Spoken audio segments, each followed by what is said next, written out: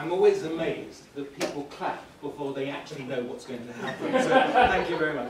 Craig, can I first of all thank you for inviting us to this wonderful venue and to create a seminar, to create a workshop, if you like, that dovetails so well. So with what Rob has said before, it dovetails very, very well with what we are going to talk about.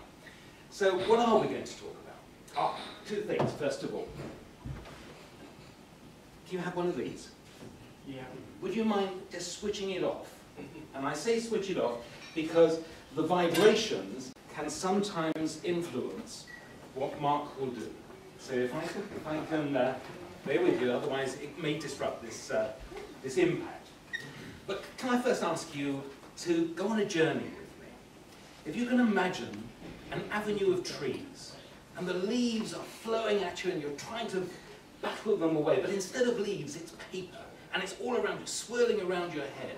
What's the normal colour of paper? White. Okay, let me take you on to another scene. And you're skiing down the mountain, and the snow is going in your face, and it's going everywhere in your hair, and it's all this around you. What's the normal colour of snow? What do cows drink? What do cows drink? Isn't it amazing that way we are programmed to take us in a particular direction? We can influence people by our words. And that's what we're going to look at this evening, how to influence. We're going to use a process. I'm going to acronym you to death tonight. It's called the 7 Magic Keys to Perfect Communication. And we're going to touch this throughout the evening to see whether actually this formula holds up, whether we can create the perfect communication, the perfect framework for any presentation, be it at the front of the room, be it a 30-second pitch at a BNI meeting, whatever we need to use to influence people. So this is going to be it, the personal impact, the emotional connection, the right to talk, the facts, because we all need facts. After we've made our impact, we still need to believe what people are saying about their business and our business, how they can help. Encapsulation. I'm going to dwell a little bit on that. Credibility and the company. Your company and the companies you associate with. Can I offer a proposition to you, which you can either disagree with or agree with, whichever you like. The key to our personal and financial success is our ability to positively influence others. Do we agree with that? Yes. Started well, Mark. Fantastic. So that's the process that we're going to look at and see how we work. Now, also, about personal impact is about how to start, first of all. I'm going to reveal this very quickly and then highlight it. Because we're going to explore also how we start a presentation, how we create that initial personal impact. How does Mark do it? Over to you. Thank you very much, Dexter. You see, Dexter started by talking about snowstorms and paper leaves. It's very different. It's a different way of starting a seminar. Well, my name's Mark Paul, and I'm a magician and a mind reader. Now, when I approach a table, for example, I do close-up magic in some of the larger venues in London, say the Grosvenor House or something like that, there might be 50 tables. And I have to go up to a table and I have to entertain a group of 10 people. They're eating, they're drinking, they're talking to each other. They do not know a magician is in the room to entertain them.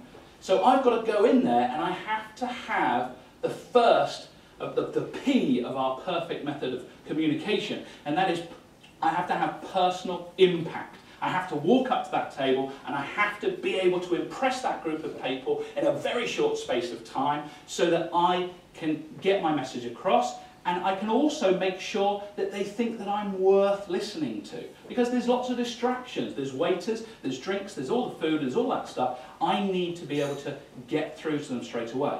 What's networking? It's exactly the same situation. You need to have personal impact whenever you're communicating with anyone. Now, I thought I'd show with you exactly how I would get personal impact when I approach a table. So imagine you're out dining, it's a black tie affair or something like that, and here I come up to a table. Hi, my name's Mark, I'm the magician, here to entertain you. Don't look too excited. What's your name? Maggie, pick a card, Maggie, take it. Show everyone, but do not show me. So hold it up, okay? Everyone can see the card. Okay, show it over to these people here. Put it back into the pack wherever you want, Maggie. It's entirely your choice where it goes in the pack. Now, traditionally, a magician might mix the cards up a little bit. He might even shuffle the cards up. And then ultimately, he would find your card. Well, I'm going to show you the fastest card trick in the world. We're going to take any card, for example, the 7 of diamonds. Watch the 7 of diamonds. Watch the back. Ready? Fastest card trick in the world. 6 of spades, your card. This is actually an illusion, because this is not your card, it's still the 7 of diamonds. It just momentarily looked like your card. Now what you've just witnessed is sleight of hand. You see, a magician can take, say, the 3 of hearts, merely rub it, and it will look like the 5 of diamonds. You can take another card, like the 9 of spades, shake it, it would disappear, come back again, 9 of hearts, right? Actually goes on the back of your hand, but if you're good, you can show the back of your hand, show the front, and produce the card. It's almost like juggling. What you're about to see is not juggling. What you're about to see is the closest thing to real mind reading. Have a look at the cards and just think of one. Okay? It's Janine, isn't it? That wasn't mind reading, that was just reading. Had it going for a moment there. Janine, you're thinking about a card in this pack. Did you see it or did you just think it? Saw it. You're thinking about a black card. Most ladies will go for a black card. In fact, I think I know what it is. It's probably this one. It might be that one. Possibly this one. But you definitely saw it. One card, you're thinking of the 4 of spades. She's thinking of the 4 of spades. Yes? Yes. Now, she just thought about a card. She didn't pick one. Now, this is much harder to do on a gentleman. Okay, I'll prove it to you. Think about another card. Have you got one? You're thinking about a card. Again, you didn't pick it out, you're just thinking about it. Now, normally you'd go for a red card, but you didn't. You followed suit, so you went for a black card. Am I right? No. Change your mind, huh? Told you it was more difficult with a gentleman. Maybe this one. Did you see your card in the pack? You sure? Because they're not all here. One card only. I would say the Queen of Diamonds. No. What was it? 8 of diamonds. Told you it's harder with a gentleman. Did you actually see the 8 of diamonds in the pack? It's just that there is one card missing. I left it in my pocket. Goodness knows how I picked the 8 of diamonds. People at the back can be involved as well. Gentleman at the back with his finger on his cheek. Name a card, any card you like, out loud, off the top of your head. Ace of spades. Oh, ace. You don't want the ace of spades. Everyone names the ace of spades. Everyone's a secret Motorhead fan. We know that. So name another card, any card you like. So make it more obtuse, more difficult, more interesting. 6 of diamonds. 6 of diamonds. Is there a reason why you said the 6 of diamonds? I think of a number. Very good. Hold your hand out. Put your thumb on top. Okay, somewhere in there is the 6 of diamonds, but I'm not going to find it. Leave it there. Give me a small number. 3. Watch. I cast the shadow of my hand over the pack. Okay? If the 3rd card down in the pack, because you said 3, happens to be the, what was it again?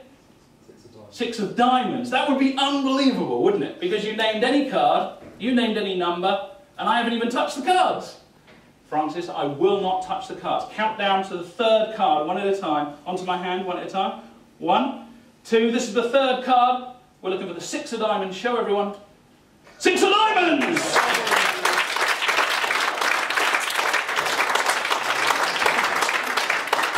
I don't have to be here really, you can entertain yourselves. Now that little 5-minute sequence I've been doing for years, and that's how I would open at a table. Now I've done it so often that, as you can see, it plays for a room of 40 people. Okay? Now that sequence is very carefully crafted to give me maximum personal impact on the table. In a very short space of time, and in fact in the first minute, something like 4 magic effects happen. And they're pretty visual, because there's lots of noise, there's things going on. I have to appeal to the visual people first. All right? And Dexter's going to talk to you more about this a little later on. But I then have to draw everyone in. And you'll notice, after a couple of minutes, the pace completely changes. I want to slow everything down to make it more mysterious. Now I'm using my personal impact to communicate with my audience. And you can learn to do the same. Dexter